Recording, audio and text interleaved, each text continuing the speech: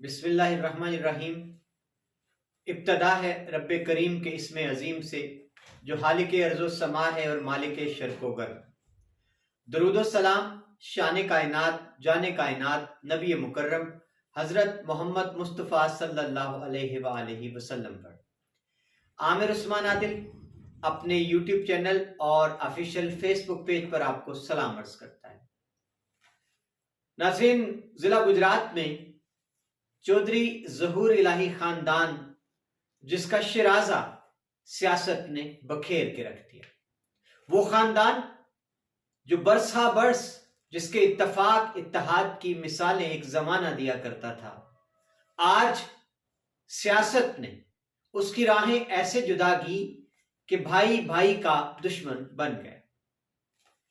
और नाज़रीन, अब जबकि चौधरी परवेज इलाही ने बाकायदा पीटीआई में शमूलियत इख्तियार कर ली है, उसके बाद गालिब इम्कान यही है कि अब ये भाई एक दूसरे के मद्दे मकाबिल होंगे और अब इनकी औलादें भी सियासी मैदान में एक दूसरे का मुकाबला करती नजर आती। आइए आज की अपनी इस तज्जियाती रिपोर्ट में मैं आपके सामने रखता हूं कि आने वाले इम्कानात क्या हैं सियासत पे। नाज़रीन, चौधरी ज़हूर इलाही जिनकी सियासी तारीख बड़ी तवील है और उन्होंने गुजरात में नवाबजादा खानदान का रवायती अंदाज में मुकाबला किया। मुस्लिम लीग के साथ, पहले पीपल्स पार्टी में, फिर मुस्लिम लीग के साथ वाबस्ता रहे और नवाबजादगान रवायती तौर पर पीपल्स पार्टी के प्लेटफॉर्म से उनके मध्य मुकाबले उतरा करते थे। चौधरी ज़हूर इलाही एक अरसा गुजरात की सियासत पे छाए रहे और उसके बाद उनके सपूत चौधरी शुजात हुसैन और उनके भतीजे चौधरी परवेज इलाही, ये जोड़ी जो कि तकरीबन हम उम्र भी हैं और कराबतदारियां हैं आपस में, और इसके साथ साथ ये है कि क्लास फेलोज भी बताए जाते हैं, और इकट्ठे इन्होंने सियासत शुरू की। चौधरी परवेज इलाही ने गुजरात की सियासत से आगाज किया, बाकायदा तौर पर जिला कौंसिल के मेंबर भी बने, चेयरमैन जिला कौंसिल भी बने, उसके बाद पंजाब के बल्दियाती वजीर भी बने, स्पीकर पंजाब असेंबली भी बनते रहे, अपोजिशन लीडर भी बनते रहे और 2 बार वजीर आला पंजाब बने। चौधरी शुजात हुसैन वफाक की सियासत करते थे और वो नवाज शरीफ के साथ उनकी काबीना में बड़ी अहम वजारतों पर फायज रहे, जिनमें वजारत दाखिला का कलमदान भी उनके पास रहा। चौधरी शुजात हुसैन की शोहरत एक जीरक, मामला फहम और धीमे मिजाज के सियासतदान की है और हर सियासी जमात चौधरी शुजात हुसैन की इज्जत करती है।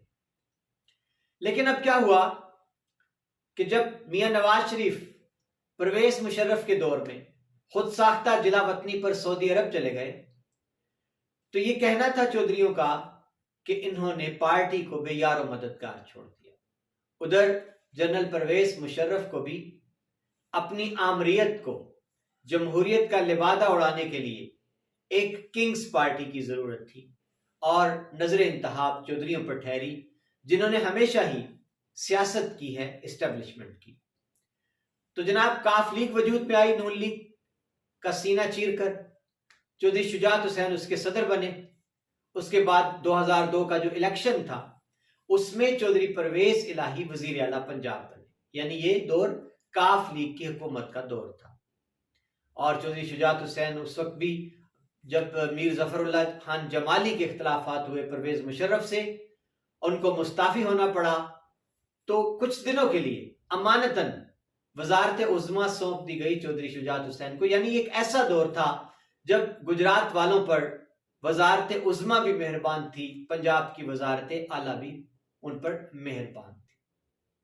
उसके बाद नाज़रीन, मुल्क के अंदर एक हंगाम आया, बड़ा तूफान आया, अकबर बुख्ती केस हुआ, लाल मस्जिद वाला वाक़या हुआ, हर जगह चौधरी शुजात हुसैन मसालेहत के लिए पेश रहे, लेकिन अफसोस उनकी कोशिशें बाराबर साबित ना हुई।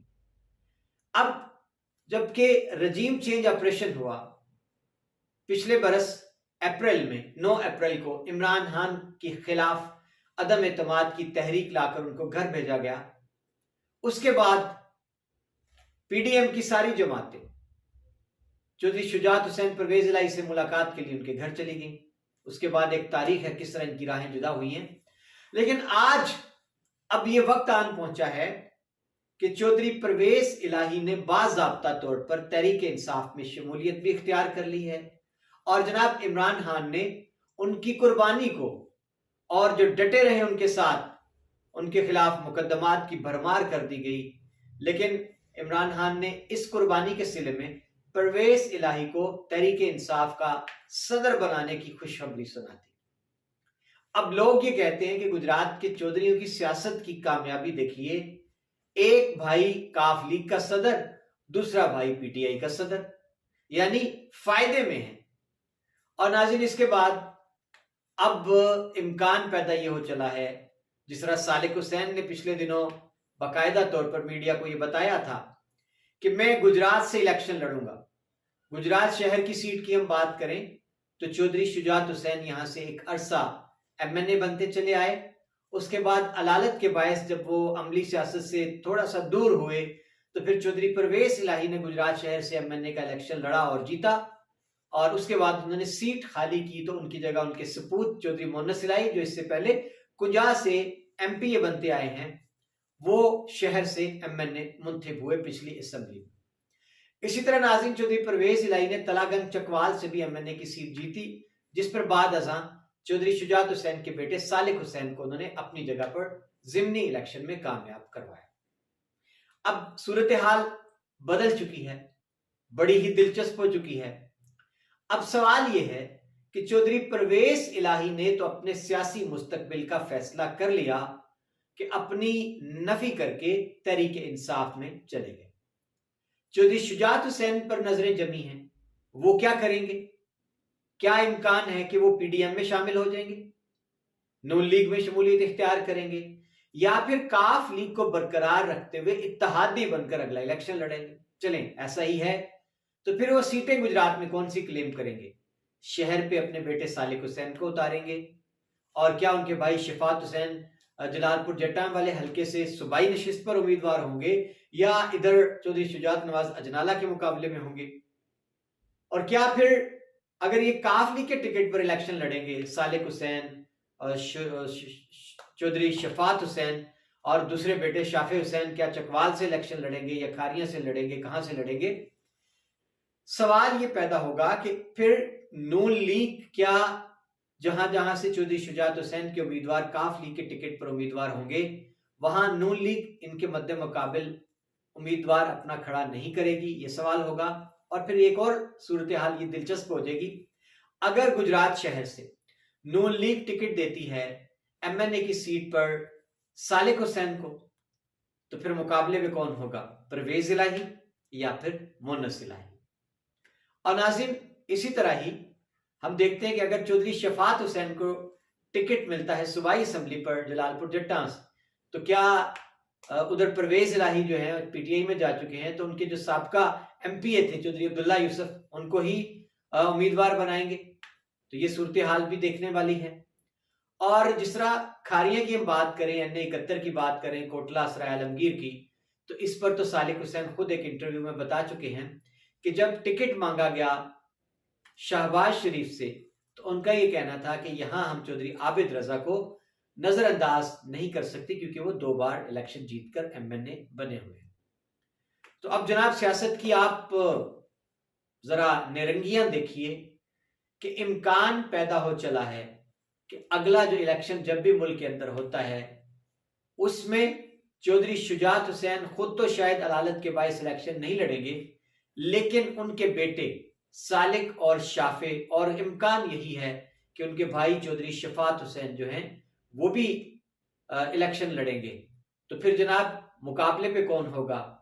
मोहन्नस इलाही, हुसैन इलाही और जनाब मूसा इलाही, परवेज इलाही। ये कैसा सियासत का ये जबर होगा, हालात का जबर होगा कि कल तक वो खानदान जो शीर शक्कर था और जिनके इत्तफाक की मिसालें दी जाती थी, जिन्होंने एक अरसा हवा भी न लगने दी परवेज इलाही शुजात हुसैन का बहुत कम लोगों को पता है कि ये सगे भाई नहीं है, लेकिन अब सियासत यहां तक इनको ले आई है कि ये अब एक दूसरे के हरीफ बनने जा रहे हैं।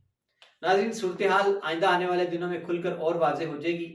सारा दारोमदार होगा चौधरी शुजात हुसैन के फैसले पर कि ये क्या नून लीग में शामिल हो जाते हैं, और शामिल नहीं होते तो क्या ये काफ लीग के धड़े से ही उम्मीदवार अपने खड़े करेंगे, अपने टिकट जारी करेंगे, और क्या पीडीएम की जमातें और नून लीग इनको अपना इत्तेहादी मानते हुए इनके उम्मीदवारों के मुकाबले में अपने उम्मीदवार खड़े नहीं करेगी, तो फिर सूरत हाल और वाज़ेह हो जाएगी।